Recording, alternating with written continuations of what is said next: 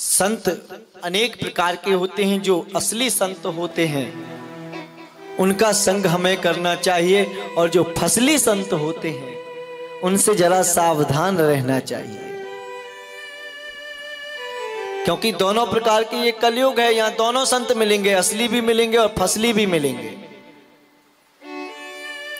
तो जो असली संत होता है 2 मिनट का सत्संग भी कल्याणकारी हो जाता है, और जो फसली संत होता है महाराज खुद तो फंसा है और आपको भी फंसा देगा, ऐसे भी होते हैं।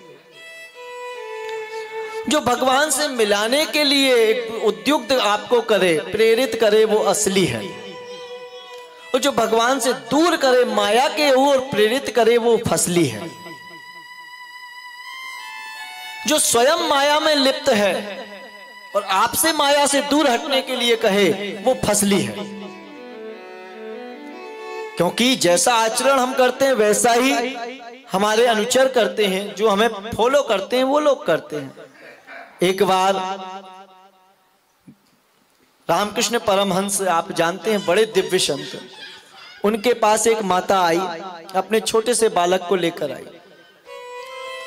बोली महाराज जी आपसे एक प्रार्थना है, आप हमारे बालक को उपदेश कीजिए, ये गुड़ बहुत खाता है। बोले अच्छा।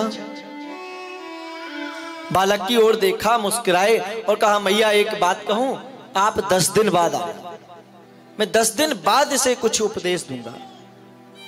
मैया ने कहा ठीक है, मैं 10 दिन बाद आऊंगी महाराज जी। वो 10 दिन बाद अपने बालक को लेकर पहुंची और कहा महाराज जी आपने कहा था 10 दिन बाद आना, अब आप उपदेश दीजिए, ये गुड़ बहुत खाता है।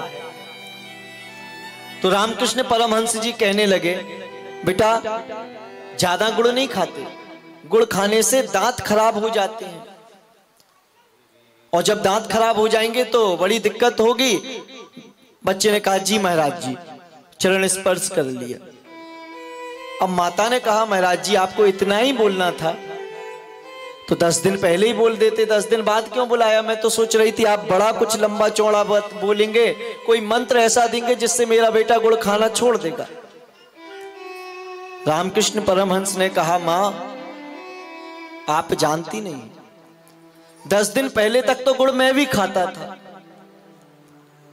अब जब मैं स्वयं गुड़ खाता हूं और आपके बच्चे से कहूं गुड़ खाना बुरी बात है तो कैसे बात बनेगी।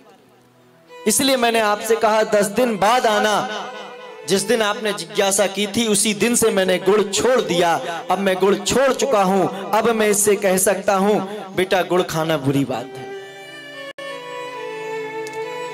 तो ये अंतर है असली और फसली का। जैसे आप अंतर कहते हैं ना, तो असली संत जो होगा वो जो स्वयं आचरण करेगा वो अपने शिष्यों को उपदेश देगा, और जो स्वयं माया से घिरा हुआ हो और वो अपने शिष्यों से कहे माया से दूर हटो, समझ लेना वो फसली है। जो स्वयं भगवान को ना मानता हो और शिष्यों को भी कहे भगवान को मानने की आवश्यकता नहीं, जो है हम हैं, समझ लेना वो फसली है।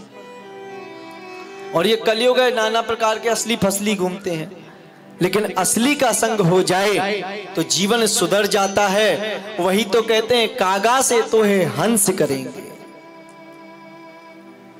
एक कौआ एक हंस कौओं के झुंड में आकर मिल गया। अब हंस कैसा गोरा नारा होता है और कौआ कैसे काले होते हैं, कांव कांव करते हैं। हंस का भोजन क्या है? मानसरोवर में रहता है,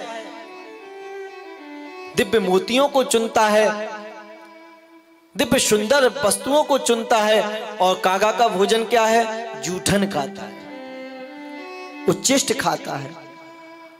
अब गलती से हंस आकर कागा के झुंड में मिल गया, कागा के साथ घूमने लगा, अपने आप को कागा मानने लगा।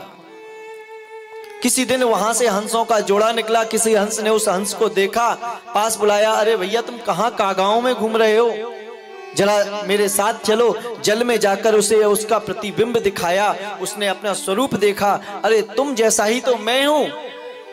ये तो मुझसे अलग है। अपने झुंड में मिल गया, मानसरोवर पहुंच गया। तात्पर्य असली संत का 2 मिनट का सत्संग ही आपको इस भव से उबार देगा। कथा तो अपार सागर है, लेकिन समय की बड़ी मर्यादा रहती है और इतने थोड़े समय में क्या क्या सुना, बड़ी समस्या है।